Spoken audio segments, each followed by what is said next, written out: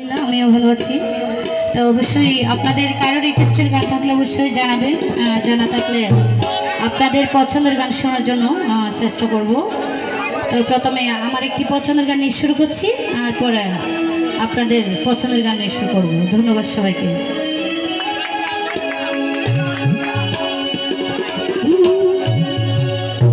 ওরে চিকন কালা, ওরে তুই যে গলার মালা, আমারে বানাইলা চিরদাসী। প্রাণ বন্ধু রে বাজায় না এত বিষের বাসি। ওরে চিকন কালা, তুই যে গলার মালা,